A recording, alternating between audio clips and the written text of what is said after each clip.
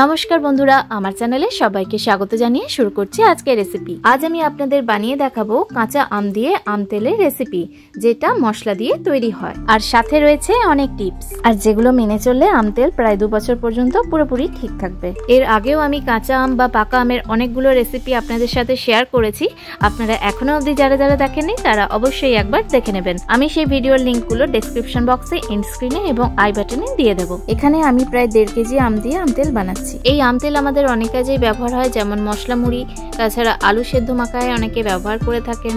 এছাড়াও খিচুড়ির সাথে বা রুটি পরোটার সাথে আমের মশলাটাও খুব টেস্টি লাগে। এছাড়াও এর আগে আমি একটা লিট্টি রেসিপি শেয়ার করেছি, আর আপনারা সেটা খুবই পছন্দ করেছেন। আর সেই লিট্টির রেসিপিতেও আমি কিন্তু এই মশলাটাই ব্যবহার করে থাকি। তাহলে চলুন এবার আম তেলের রেসিপিটা শুরু করা যাক। বোঁটার দিকে কিছুটা অংশ এইভাবে প্রথমে কেটে বাদ দিয়ে দিতে হবে। প্রথমে আমগুলোকে এইভাবে লম্বা লম্বি চিড়ে নিতে হবে, তারপরে আমের যে নরম বীজগুলো আছে এগুলো ফেলে দিতে হবে। যে সমস্ত কাঁচা টক আমের আঁটিগুলো সবে সবে শক্ত হতে শুরু করেছে, সেই টাইপের কাঁচা আম দিয়ে আম তেল বা আচার বানাতে হয়। তারপরে আমের ছাল সমেতই এইভাবে ছোট ছোট টুকরো করে নিতে হবে। সব আমগুলোকেই একইভাবে কেটে নিতে হবে। সব আমগুলোকে এইভাবে ছোট ছোট টুকরো করে কেটে নেওয়া হয়ে গেছে। এবারে আমগুলো কয়েকবার জল চেঞ্জ করে করে ধুয়ে নিতে হবে। আমগুলো জল দিয়ে ধুয়ে নেওয়ার পরে এগুলোর থেকে জল ঝরিয়ে নিতে হবে, আর এক্সট্রা যে জলটা থাকবে সেটা ফ্যানের তলায় রেখে বা 1 ঘন্টার জন্য রোদে শুকনো করে নিতে হবে। তবে এর থেকে বেশি শুকনো করারও কোনো প্রয়োজন নেই। এই যে দেখুন, আমগুলো প্রায় শুকনো হয়ে গেছে। এবারে এই আমগুলোতে একে একে দিয়ে দিচ্ছি 3 টেবিল চামচ নুন, 1 টেবিল চামচ হলুদ গুঁড়ো, 1 টেবিল চামচ শুকনো লঙ্কা গুঁড়ো আর 1 টেবিল চামচ কাশ্মীরি লঙ্কা গুঁড়ো। তবে এই নুনের পরিমাণটা নির্ভর করবে আমের টকের ওপরে এবং আমের পরিমাণের ওপরে। কাশ্মীরি লঙ্কা গুঁড়ো দিতে না চাইলে নাও দিতে পারেন, এটা শুধু রঙের জন্য দিচ্ছি। এবারে নুন, হলুদ, লঙ্কা গুঁড়ো সবকিছুকে খুব ভালো করে মিশিয়ে এটাকে 15-20 মিনিটের জন্য এমনিই রেখে দিলাম। কিছুক্ষণ পরে দেখুন আম থেকে অনেকটাই জল বেরিয়ে গেছে। এবারে এই জ্বরে যাওয়া আমগুলো এইভাবে দুটো কাঁচের পাত্রে বা চীনামাটির পাত্রে এইভাবে নিয়ে নিলাম। এবারে এটাকে রোদে গিয়ে শুকনো করব। এর ফলে আমের যে এক্সট্রা জলটা বেরিয়েছে সেটাও বেশ খানিকটা শুকনো হয়ে যাবে। কড়ায় রোদ থাকলে এটা 2 ঘন্টাতেই অনেকটা শুকনো হয়ে যায়, তবে খুব বেশি খটখটে করে শুকনো করারও কোনো প্রয়োজন নেই। আমগুলো যাতে হালকা নরম থাকে সেই মতো শুকনো করে নিতে হবে। আর যদি রোদের তাপমাত্রা কম থাকে তাহলে এটাকে আপনারা 2 দিন ধরে শুকনো করে নেবেন, অথবা পাখার তলায় রেখেও শুকনো করতে পারেন। আপনাদের আরো একটা টিপস দিয়ে দিই, যেদিন খুব কড়া রোদ থাকবে সেই দিনই আপনারা আচার বানাবেন, তাহলে আচারটা খুব তাড়াতাড়িও তৈরি হয়ে যাবে আর সেটা অনেক বেশি দিন পর্যন্ত ভালোও থাকবে। এবারে আমগুলো শুকনো হতে হতে আম তেলের মশলাটা বানিয়ে নেব। মশলার মধ্যে আমি এখানে নিয়ে নিয়েছি 1 টেবিল চামচ মেথি, 2 টেবিল চামচ জোয়ান, 2 টেবিল চামচ জিরে, 5 টেবিল চামচ ধনে, 2 টেবিল চামচ 5 ফোড়ন আর 5 টেবিল চামচ মৌরি। তবে ধনে আর মৌরির পরিমাণ আপনারা চাইলে অল্প একটু বাড়াতেও পারেন। এবারে শুকনো খোলায় সমস্ত মশলাগুলোকে আমি আলাদা আলাদা করে নেড়ে নিচ্ছি। প্রথমে এতে মেথিটা দিয়ে এটাকে কিছুক্ষণ ভেজে তুলে রাখছি। তবে মেথিটা খুব একটা বেশি ব্যবহার করবেন না, এটা বেশি দিলে কিন্তু মশলাটা তেতো লাগতে পারে। মশলা বানানোর সময় আপনারা মশলার এই অনুপাতগুলো ঠিক রেখে বানাবেন। এরপর এতে 5 ফোড়নটা দিয়েও কিছুক্ষণ নেড়ে চেড়ে ভেজে তুলে নিলাম। এরপরে প্রথমে শুকনো খোলায় নেড়ে নিচ্ছি গোটা ধনে। ধনেটা কিছুক্ষণ নেড়ে চেড়ে নেওয়ার পরে এতে দিয়ে দিচ্ছি গোটা মৌরি। মৌরিটাও কিছুক্ষণ নেড়ে চেড়ে নেওয়ার পরে এতে দিয়ে দিচ্ছি গোটা জিরে।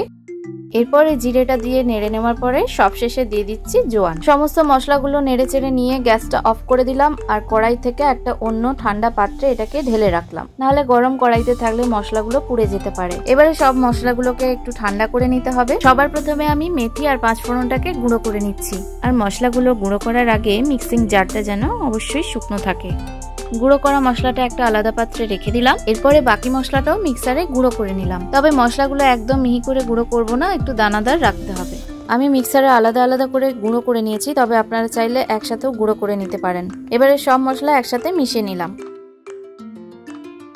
এই যে দেখুন, 1 ঘন্টা কড়া রোদ খাওয়ানোর পরে আমের জলটা অনেকটাই শুকনো হয়ে গেছে, আর আমগুলো অনেকটাই নরম আছে। আপনাদেরকেও ঠিক এরকমই শুকনো করে নিতে হবে। তবে নিচে দেখুন এখনো অনেকটাই জল আছে, তবে কোনো অসুবিধা নেই। মশলা মাখানো হলে এই জলটাও সেই মশলাটা টেনে নেবে। এবারে সমস্ত আমগুলো একটা বড় পাত্রে নিয়ে নিচ্ছি। আমার কাছে কাঁচের পাত্র নেই, তাই আমি স্টিলের পাত্র ব্যবহার করেছি, তবে কাঁচের পাত্র ব্যবহার করলে সেটা খুবই ভালো হয়। এবারে আগে থেকে যে মশলাটা বানিয়ে রেখেছিলাম সেটা পুরোটাই এতে দিয়ে দিলাম। আম থেকে যে এক্সট্রা জলটা বেরিয়েছিল সেটা এই মশলাটা পুরোটাই এতে টেনে নেবে। খুব ভালো করে মশলাটাকে আমের সাথে মাখিয়ে নিতে হবে। আসলে আচার বানানোর সময় স্টিল, অ্যালুমিনিয়াম বা প্লাস্টিকের পাত্র ব্যবহার করা উচিত নয়, কারণ এগুলো আমের টকের জন্য খারাপ হয়ে যেতে পারে। খুব ভালো করে আমের সাথে মশলাটা মাখানো হয়ে গেছে। মশলাটা মাখিয়ে নিয়ে এটা 5-10 মিনিটের জন্য এমনিই রেখে দেব।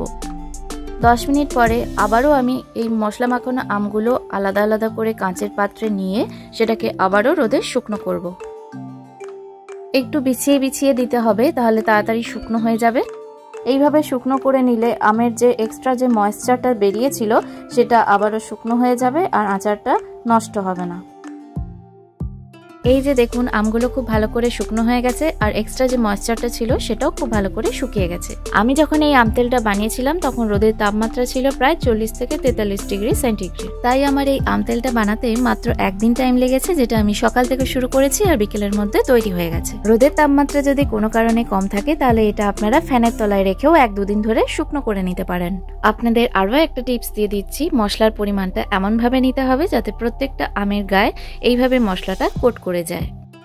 এবারে আমি একটা কড়াইতে 1/2 লিটার সরষের তেল দিয়ে দিলাম। তেলটাকে ফুটন্ত গরম করার কোনো প্রয়োজন নেই। তেলটা গরম করতে দেওয়ার পরে সাধারণত একটু ফেনা ফেনা হয়ে আসে। এই ফেনাগুলো যখন অনেকটা কমে যাবে তখন গ্যাস অফ করে দিতে হবে, ফোটানোর কোনো প্রয়োজন নেই। গ্যাস অফ করে দেওয়ার পরে আমি এতে দিয়ে দিচ্ছি 1 টিস্পুন কালো জিরে আর 1 টিস্পুন হিং ফোড়ন। এই পর্যায়ে তেলটাকে আপনারা আরো একটু ঠান্ডা করে নিয়ে তারপরেও আমটা মেশাতে পারেন। এবারে আগে থেকে মশলা মাখানো কাঁচা আমগুলো যে রোদে শুকনো করে তৈরি করা হয়েছিল সেগুলো এতে সবটাই দিয়ে দিলাম। গ্যাস কিন্তু অফ করাই আছে, আপনারা সেটা অবশ্যই খেয়াল করবেন। এবারে আমগুলোকে একটু তেলের সাথে খুব ভালো করে মিশিয়ে নিচ্ছি। এবারে এটা পুরোপুরি ঠান্ডা করতে হবে। আমাদের কাঁচা আম তেলের রেসিপি তৈরি হয়ে গেছে, তবে এটার প্রসেসিং কিন্তু এখনো শেষ হয়নি। সমস্ত পদ্ধতি ঠিকঠাক মেনে চললে আম তেলটা প্রায় 2 বছরের মতো একদম ঠিক থাকে। আর এই আম তেলটা ফ্রিজে রাখারও কোনো প্রয়োজন নেই, এটা রুম টেম্পারেচারেই সারা বছর ঠিক থাকে। এবারে আম তেলটাকে স্টোর করার জন্য আমি একটা কাঁচের জার নিয়ে নিয়েছি। এটাকে আমি রোদে খুব ভালো করে শুকনো করে নিয়েছি যাতে এক বিন্দুও জল না থাকে। এবারে ধীরে ধীরে আমি এই আম তেলটা কাঁচের জারে রেখে দিচ্ছি। আমার রেসিপি আপনাদের ভালো লাগলে লাইক ও শেয়ার করতে ভুলবেন না যেন। এছাড়াও নিত্য নতুন রেসিপির আপডেট পাওয়ার জন্য আমার চ্যানেলটি সাবস্ক্রাইব করে আমার চ্যানেলটির পাশে থাকবেন। এখানে আমি বেশ খানিকটা সর্ষের তেল আগের মতোই একটু কড়াইতে করে গরম করে নিয়েছি, যেটা ফোটানোর প্রয়োজন নেই, জাস্ট ফেনাটা চলে গেলেই হবে। তবে তেলটাকে গরম করে নেওয়ার পরে এটাকে পুরোপুরি ঠান্ডা করে নিয়েছি। তেলটা একটু কম পড়েছে বলেই আমি এটা আবারও করলাম, নাহলে এর কোনো প্রয়োজন ছিল না। তবে কাঁচা সর্ষের তেল একদমই দেবেন না, আম তেলটা নষ্ট হয়ে যাবে। এবার এই ঠান্ডা করা সর্ষের তেলটা আমি এই কাঁচের জার পুরো ভর্তি করে দিয়ে দিচ্ছি যাতে সমস্ত আমগুলো তেলে ডুবে থাকে। তাহলে এই আম তেলটা 1-2 বছরের জন্য পুরোপুরি ঠিক থাকবে। আর কয়েক মাস ছাড়া ছাড়া এটা আপনারা মাঝে মাঝে রোদে দিয়ে দেবেন। যে কোনো আচারের ক্ষেত্রেই এই সমস্ত টিপস গুলো মেনে চলে তবেই আচার বেশি দিন পর্যন্ত ভালো থাকে। এবারে একটা পাতলা পরিষ্কার সুতির কাপড় নিয়ে এইভাবে জারের মুখে একটা গার্ডারের সাহায্যে বা দড়ির সাহায্যে বেঁধে নিয়ে 3-4 দিন বা 7 দিনের মতো এটাকে রোদ খাওয়াতে হবে। আর রোদ যদি না থাকে তাহলে এটাকে এমনি এইভাবে রেখে দেবেন। প্রায় 7 দিন পরে যখন আম তেলটা পুরোপুরি রেডি হয়ে যাবে তখন কাঁচের জারের ঢাকনা লাগিয়ে পুরোপুরি এয়ারটাইট করে রেখে দিতে হবে এবং 7 দিন পর থেকে আপনারা এটা খেতেও পারবেন। আর কাঁচের জার থেকে আম তেল বের করার সময় সবসময় একটা শুকনো চামচ ব্যবহার করবেন আর সবসময় শুকনো এবং পরিষ্কার হাত দিয়েই আম তেল বের করবেন। দেখা হচ্ছে নেক্সট কোনো রেসিপি নিয়ে। আজ তাহলে আসি, বাই বাই।